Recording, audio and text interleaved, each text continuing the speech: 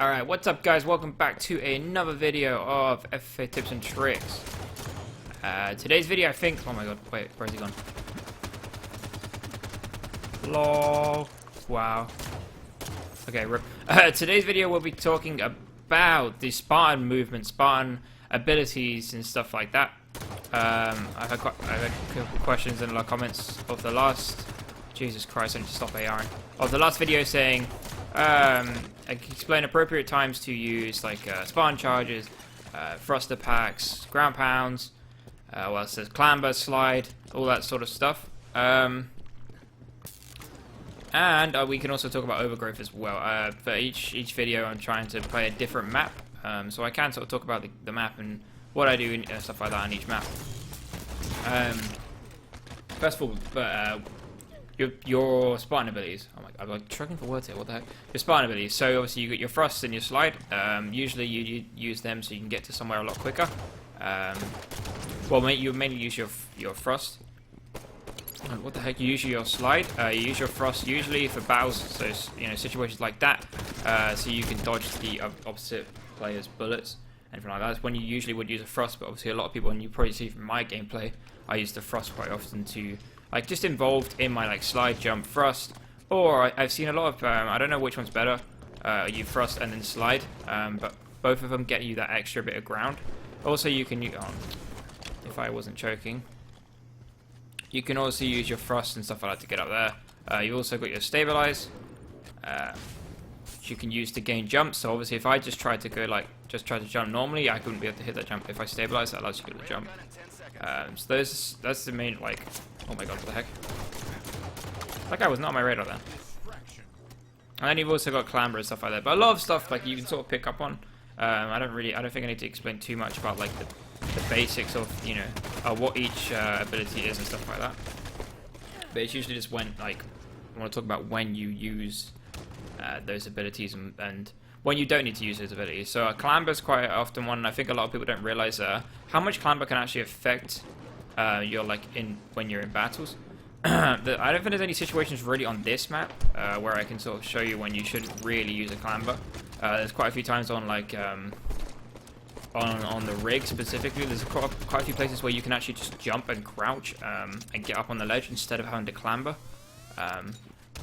Because a clamber, obviously, you're doing the animation of getting up, whereas if I just go up there and if I just want to put a place and just instead of clambering this ledge, I can just jump and crouch up, and I'm not going through the animation. So there's quite a few. Like it's a good thing to do is go around, look at every single map, or just watch someone else's gameplay and see at what points they actually clamber and what points they actually just jump and crouch up to the ledge instead of actually clambering. Because there's quite a few times that it can actually save your life, and also it takes that extra bit of time. Excuse me. Oh, and I think everyone's probably knows from my stream mainly about ground pound and stuff like that. There's really not many appropriate times to ground pound. In my opinion, I just do it because it's kind of like a disrespect thing as well, but also it can be good in some cases. Actually, like if someone's below you, if you don't too comfortable in your aim, if you land the ground pound and you get the easy kill, you can make a one shot. There's loads of different ways that you can use a ground pound, but I think on overgrowth it's not really that useful. What other abilities are there? Stabilize, sprinting. Just you've got to make sure whenever you're sprinting, you just use a sprint the same way as you use a slide. It's to get you from point A to point B.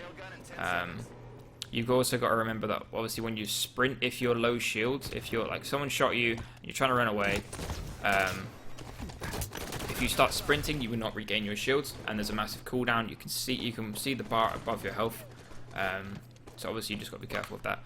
But there's like. Playing more will make you understand, and if you pay attention to it, playing more will make you understand how to use each ability and when you when you shouldn't use each ability and when you should. But there's another thing I can also talk about. Some of the abilities is obviously when you're in a 1v1 battle. There's different things that you would be doing in a 1v1 battle. These include crouching. I guess it's not really an ability, but it's something that your Spartan could do. There's crouching. There's thruster packing. And there's jumping, so those are the three main things that you'd use in a 1v1 engagement. Another person actually asked me in my chat, I can hear my chat because I'm bloody streaming, in my comments, saying like appropriate things for 1v1 battles. So usually what people do to in 1v1 battles to make it harder for the opposite player to kill you is you do a crouch in a battle, or you do a thrust in a battle, or you do a jump. Now the main sort of combo that you would do on other Halo titles, from what I could see, is you would strafe left to right, and then you would jump last second. So I would go left, right, and then I'd usually jump to the left, or you can jump to the right. It's something just to make it so it's harder for the person you're battling with to hit you. And now with Halo 5, obviously with the thrust pack involved, and crouching actually makes a difference on this game. There's so many times where I'll actually just crouch. Because you can actually crouch people's bullets, because I don't really know like the explanation behind it, but I just know it's easier. So I crouch then during that battle because the guy, it makes the player shoot me somewhere else. It's really weird to explain. Basically, just try and add a crouch into your battle because it does make it harder for the person you're fighting against to actually kill you. Oh my god, that lagged. So I was crouching in that battle, obviously using the head glitch kind of thing behind this car, and that made it a bit harder for that guy to hit every single shot on me. But like, you can vary different strafes. Usually, it depends on what situation you're in. So obviously, like, you can either do left, like, oh god, I don't know why I went for that. You can go left, right, thrust, or left, thrust, left. Like, there's loads of different things you can do just to throw off the opposite player. You can, like, I think I do the same sort of combo majority of the time. It's just going left, right, and if I feel like it, or last, like usually on the last shot. So obviously it's 5 shots to kill with a pistol. Usually on the last shot, I've shot him 4 times. He shot me 4 times. On that last one, I'd thrust to one side, or I'd jump. Those are the sort of 2 I would do. Because that that final shot is what matters at the end of the day. That final shot is the killing shot. So if you kind of throw them off guard on that one, then and you hit that extra shot, then you're going to win the trade. My phone is buzzing like crazy. That was the worst attempt of a ninja I've ever seen. What else is there I was going to talk about? I've got like a list. Actually, just quickly, someone else asked as well, can you do strategies for other FFA maps? So every single episode, I think I sort of briefly said this at the start of the episode. Every single episode I'm going to try and do a different map, so I can go over stuff. So, each video's got something that you can learn. Oh my god. God damn it. So we haven't really spoke about Overgrowth and the way to play Overgrowth. So Overgrowth is sort of, it's a weird map because there's no real sort of position to hold. It's just mainly just mosh pitting around, but there's obviously the 2 power weapons that you, if you get both of them, it's insane. Insanely overpowered. So obviously you've got the railgun, and then you've also got the camouflage that spawns up there. I got about. Getting hold of both guns is insanely powerful. I'm sure many times I've used it and gone on at least a 6 or 7 kill spree, just because the railgun you get 5 shots with it, and obviously you've got camouflage, so it's quite hard for people to see you or whatever. Everyone knows the drill with camos. So when I'm usually waiting for camo, and I'm not too sure about the timer right now, I would usually sit around this area because I can sort of watch up there, and I'm kind of blocked from anyone coming that way other than a grenade. He just grabbed camo. See, I heard that he grabbed camo then. That's the way. That's how I knew that guy had camo.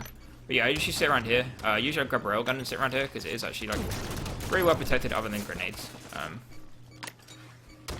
Which is pretty good. And it's annoying. Oh, I thought I hit the ninja. This game is really, really close. Can you see that?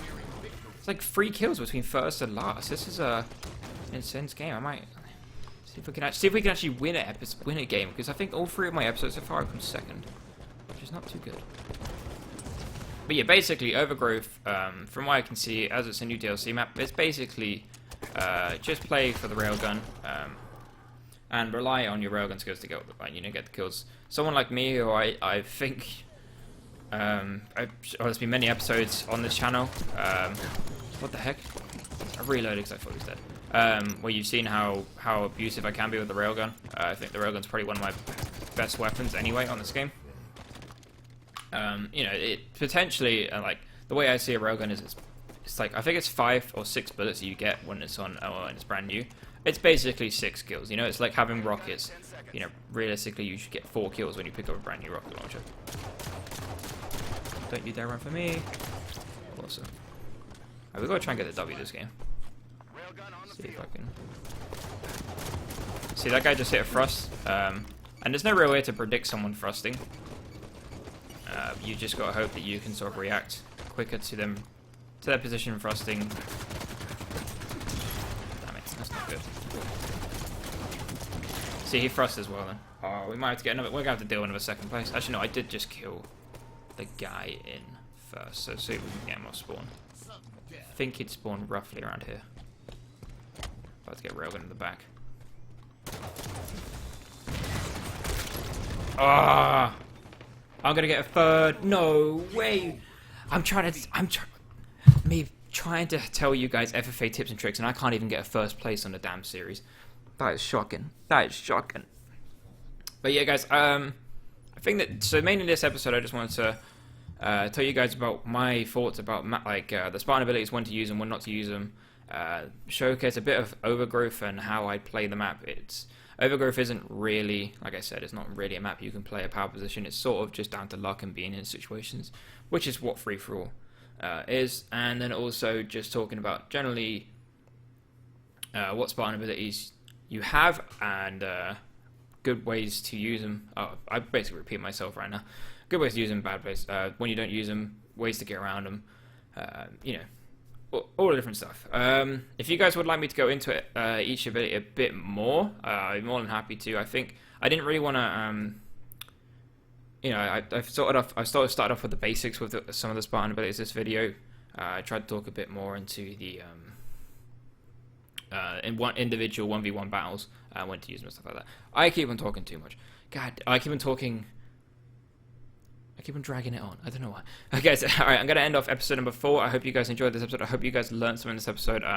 Like I always say, guys, drop a comment underneath the video if you want me to talk over anything else, any other aspects or anything like that. Like I said, I will be playing different maps each episode, so you guys get to see how I play each map, what I'm doing, yada, yada, yada. But yeah, guys, thanks for watching, and I'll see you in the next one.